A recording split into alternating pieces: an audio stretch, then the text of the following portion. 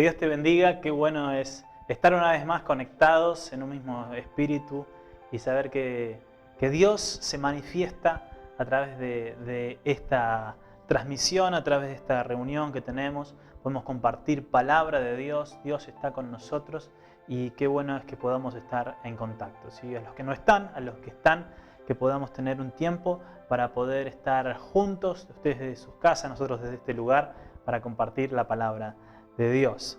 Bien, en esta oportunidad quiero compartirles algo que tiene que ver con lo que Dios deja fuera. La semana pasada hablamos un poco del éxodo del pueblo de Israel de Egipto, donde Egipto había sido un lugar de supervivencia y Dios dijo, ya está, este tiempo se terminó, tienen que salir de esta esclavitud. Lo que en un principio fue supervivencia terminó siendo esclavitud.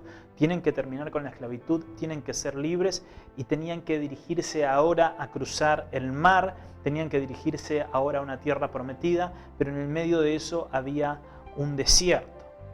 Y como les dije, en ese apuro por ellos escapar, irse, hay algo que Dios dejó afuera. Hay veces que nosotros dejamos cosas afuera, hay veces que Dios deja cosas afuera, y hay veces que el enemigo deja cosas afuera.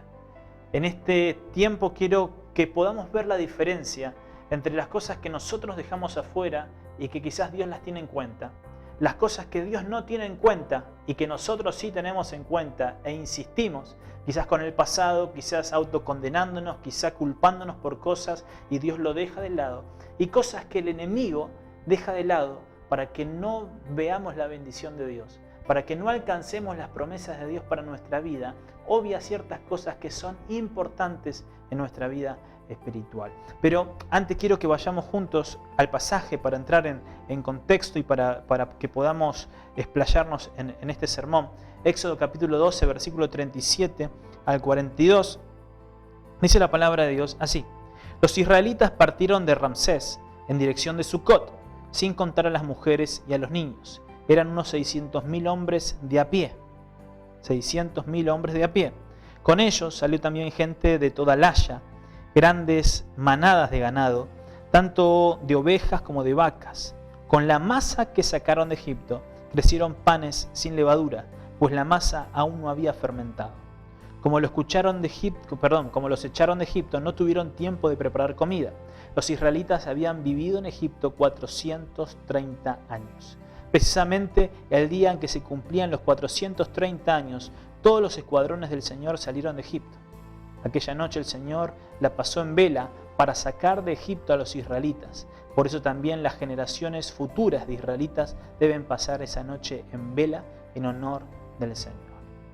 Qué importante es resaltar este último versículo, ¿no? No es el versículo clave, pero resaltar este versículo que esa noche, dice, el Señor la pasó en vela para sacar de Egipto a los israelitas.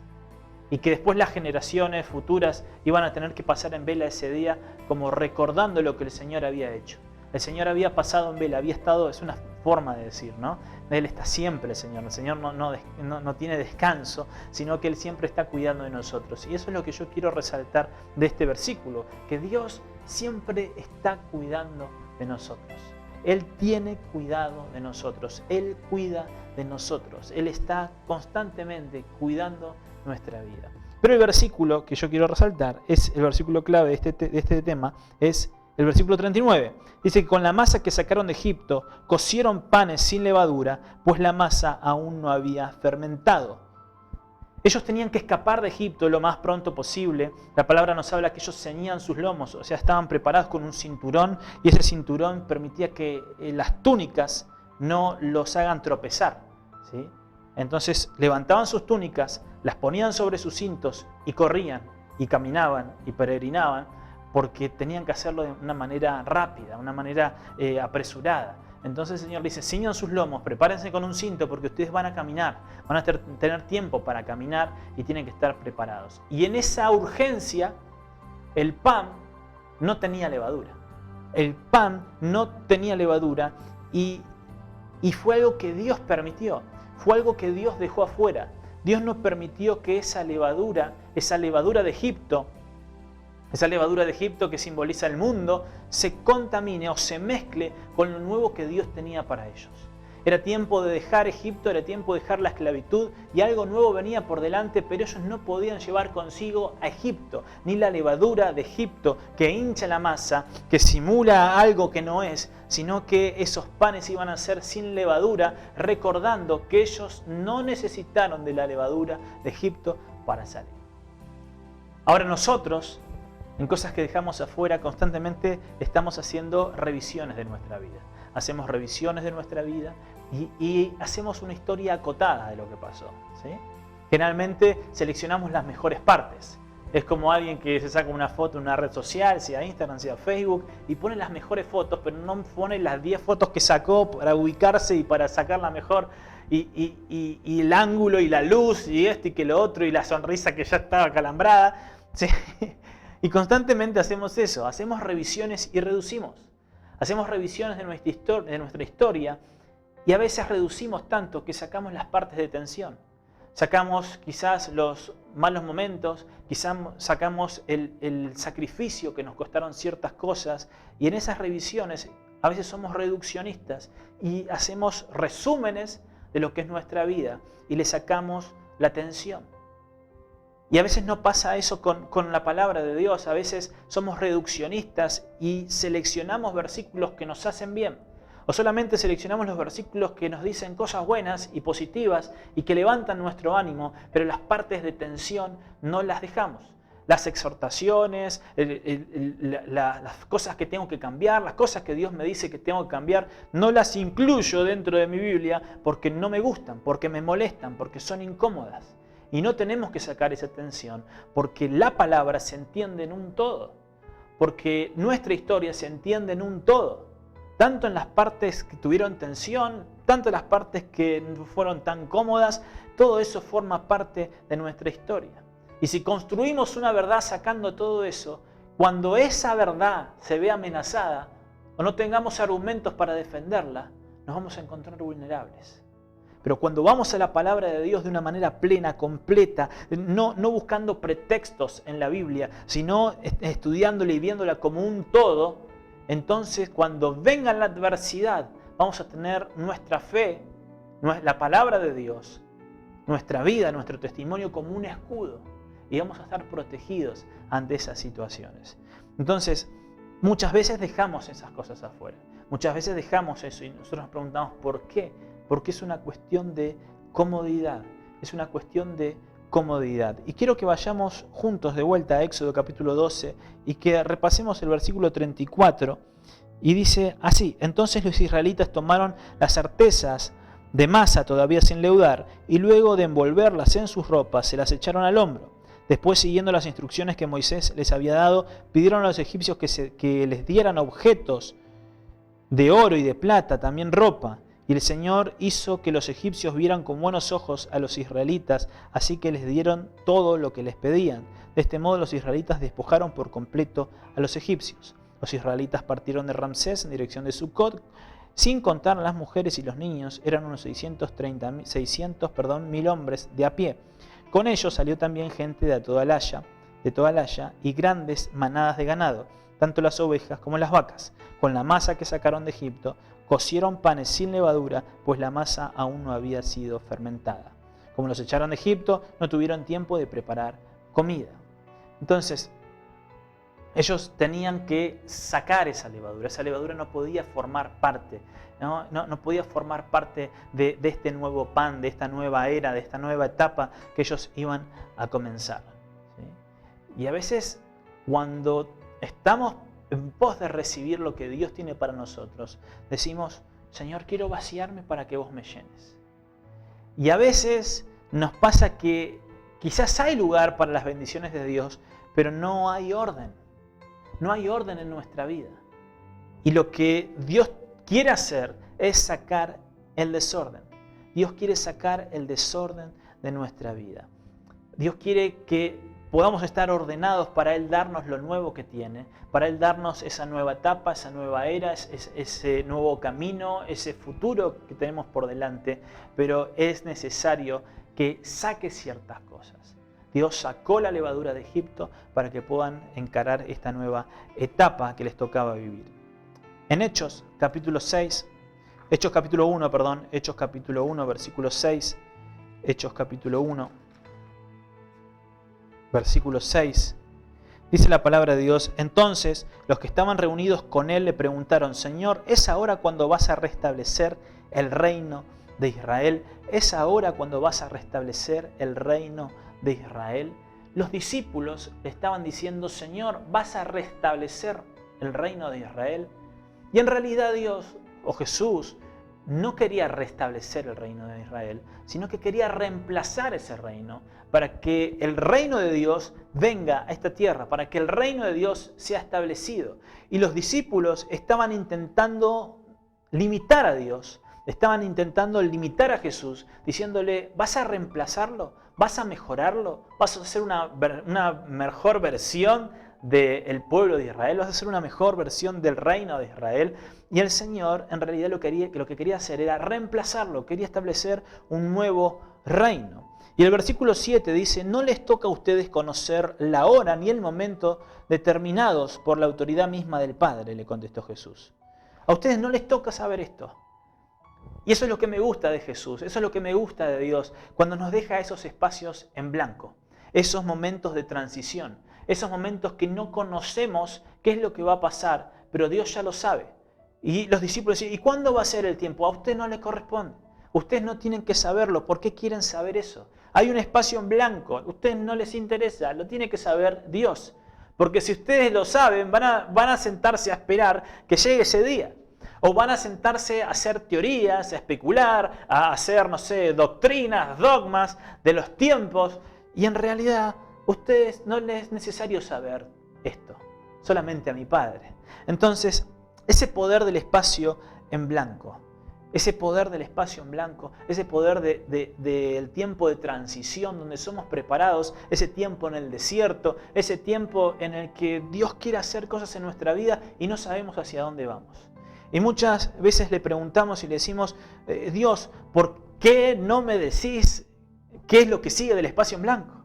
¿Por qué no me dijiste que había un desierto? ¿Por qué no me dijiste que detrás del propósito o el sueño que pusiste en mi corazón iban a pasar un montón de cosas que no fueron tan cómodas? Y el Señor te dice que si te las decía, no ibas a ir. Si el Señor le decía al pueblo de Israel que había un desierto, no iban a ir a la tierra prometida. Si el Señor te decía que en búsqueda del propósito que Dios tenía con tu vida, ibas a pasar por un montón de adversidades que forjaron tu carácter, no ibas a ir. No ibas a ir hacia ese lugar. Por eso es necesario esos espacios en blanco. Cuando Dios se dio a conocer en el pueblo de Israel con Moisés, Moisés se le acerca y dice: ¿en el nombre de quién voy? Y en el nombre del gran yo soy. El yo soy. Yo soy. Y el espacio en blanco. ¿Yo soy quién? Lo que vos quieras. Yo soy tu sanador, yo soy tu proveedor, yo soy tu pastor, yo soy tu paz, yo soy quien suple tus necesidades, yo soy el Elohim, yo soy tu estandarte, yo soy tu proveedor. Él es. Y cuando Él deja ese espacio en blanco y hay situaciones en nuestra vida que nos tocan pasar y nos tocan vivir, vemos como Dios se manifiesta, aún sin que nosotros entendamos por qué pasamos por ese lugar. Dios está con nosotros. Dios está con nosotros. No les corresponde a ustedes saber los tiempos. No les corresponde a ustedes saber estas cosas. Solamente tenemos que saber que Dios está con nosotros. A veces somos muy rápidos en marcar los defectos. Como hablamos de omitir partes de la historia, ¿sí? Y cuando vamos a la Biblia, Pablo nos habla de Abraham como el padre de la fe en Romanos, nos habla de Abraham como el padre de la fe. Y hay ciertas cosas que él omite cuando nosotros vemos la historia de Abraham. Que él niega a su mujer, ¿sí? Corriendo el peligro de perderla. Cuando él tiene una promesa de parte de Dios que iba a ser padre y ve que su mujer ya está anciana y que no está llegando el hijo, va y tiene relaciones con su criada, con la criada de su señora. Esas cosas no están incluidas en Romanos, pero nosotros las incluiríamos. Nosotros incluimos muy rápido los defectos de los demás. Muy rápido incluimos las cosas que están haciéndose mal, ¿sí? Las faltas, las injusticias, los pecados, las cosas que no están bien. Y fíjense que la palabra de Dios omite esos hechos. Cuando hablamos de David, una persona conforme al corazón de Dios, Dios no dice o no resalta sus fracasos, porque Dios no nos determina, Dios no determina o Dios no define nuestra vida por nuestros fracasos. Esas son las cosas que Dios omite, esas son las cosas que Dios deja de lado. A veces nosotros las incluimos, decimos, o vamos delante de Dios y decimos, Señor, pero yo soy pecador, faltante, soy inmundo, no sirvo para nada, soy el peor de tus hijos, Señor, ¿por qué? Y el Señor dice, no es necesario que hagas esa presentación, no es necesario que digas todo eso, vos sos mi hijo y te amo. Lo mismo está hablando de Abraham, está diciendo, es una persona que tuvo fe, porque lo que me define no son mis fracasos, sino lo que me define es mi fe. Lo que define nuestra vida es nuestra fe. Y dejamos afuera las cosas incorrectas.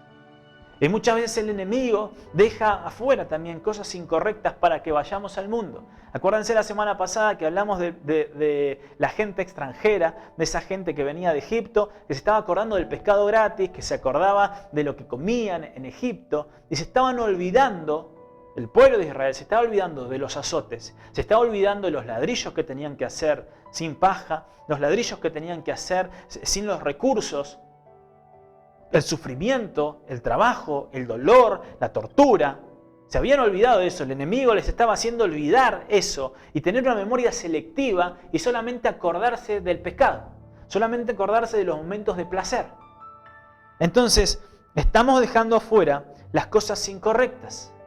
Dios quiere que traigamos a memoria esas cosas, de dónde Él nos rescató, de dónde Él nos sacó, y que entendamos que nuestra vida está definida por nuestra fe en Él. Lo que el Señor quiere es que recuperemos nuestra identidad y que sepamos quiénes somos realmente. Muchas veces en esa reducción que hacemos, en esa memoria selectiva que tenemos, estamos dejando de lado quiénes somos realmente. Nos estamos olvidando quiénes somos realmente. Y quiero que vayamos juntos a Lucas, capítulo 15, versículo 18 al 22. 15, 18 al 22. Esta historia que leímos la semana pasada del hijo pródigo.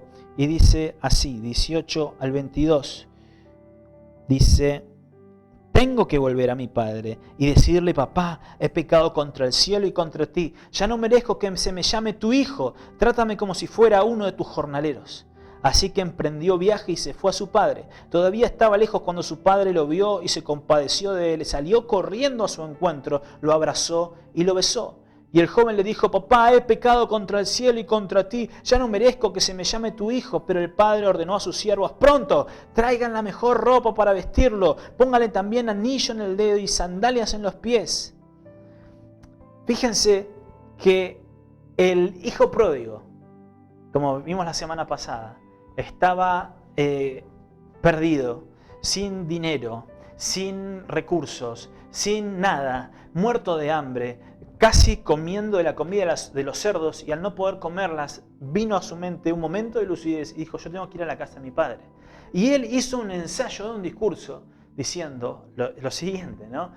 Padre, he pecado contra el cielo y contra ti, no merezco ser llamado tu hijo, tenme por lo menos en cuenta de uno de tus jornaleros. Eso es lo que dice la palabra. Él estaba ensayando un discurso para presentarse delante de su padre, para tener un argumento, para mostrar que estaba arrepentido.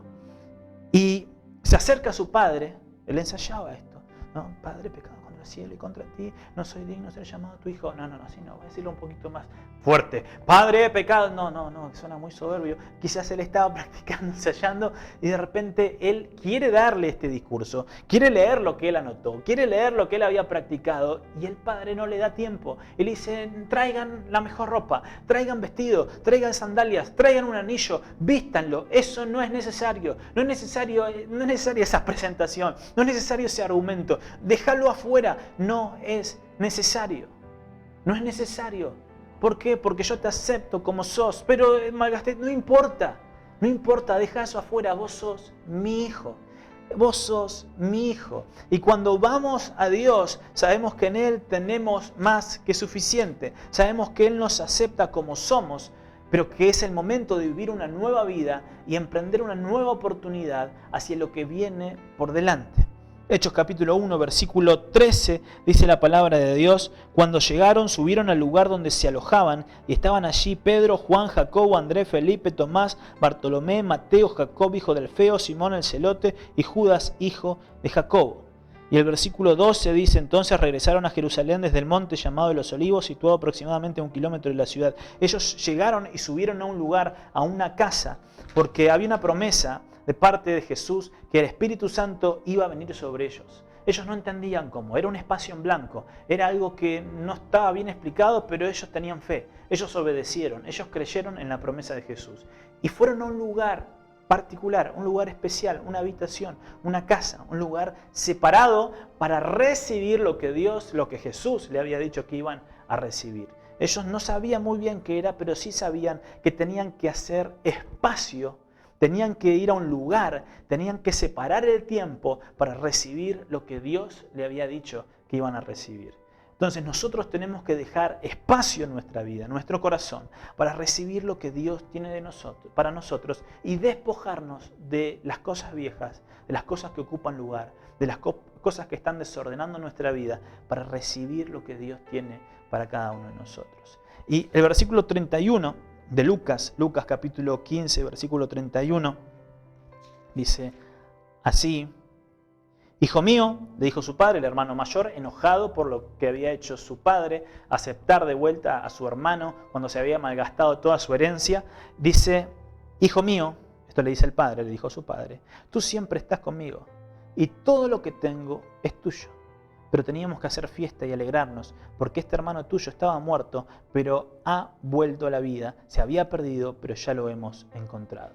Pero quiero quedarme con el versículo 31, donde le dice: hijo mío, tú siempre estás conmigo y todo lo que tengo es tuyo. Todo lo que tengo es tuyo. Muchas veces vamos delante de Dios y decimos: Señor, todo lo que tengo te lo doy. Pero es como si fuéramos a la casa de un millonario y le lleváramos un par de medias de regalo. Es como que lo tiene todo, el dueño de todo. Y nosotros le decimos: Señor, todo lo que tengo te lo doy. Y es un par de medias para todo lo que tiene Dios. Es la actitud, ¿no? Es la actitud de dar lo que uno tiene. Pero fíjense que acá el panorama es distinto. El padre le está diciendo al hijo: todo lo que tengo es tuyo. Nuestro Padre, nuestro Dios, nos dice: todo lo que tengo es tuyo. Todo lo que tengo es tuyo. No, pero todo lo que tengo es tuyo. Pero si y mi hermano, no, todo lo que tengo es tuyo. ¿Qué es lo que te pone mal? ¿Por qué te enojas? ¿Por qué mirás el defecto del otro? ¿Por qué te pones celoso con tu hermano? Todo lo que tengo es tuyo. Todo lo que Dios tiene es nuestro. Todo lo que Él tiene es para nosotros. Entonces tenemos que vivir en esta dimensión de fe, esa fe del pan sin levadura, donde no está la contaminación del mundo, donde no está la contaminación de Egipto, sino que vamos a lo que Dios omite para poder llevarnos a la tierra prometida, para poder llevarnos a ese lugar que Él quiere para nosotros, ese lugar que tiene que ver con su gracia, que no tiene que ver con nosotros, que no tiene que ver con nuestros méritos, sino que es su gracia. Primera de Corintios, capítulo 5, con esto terminamos.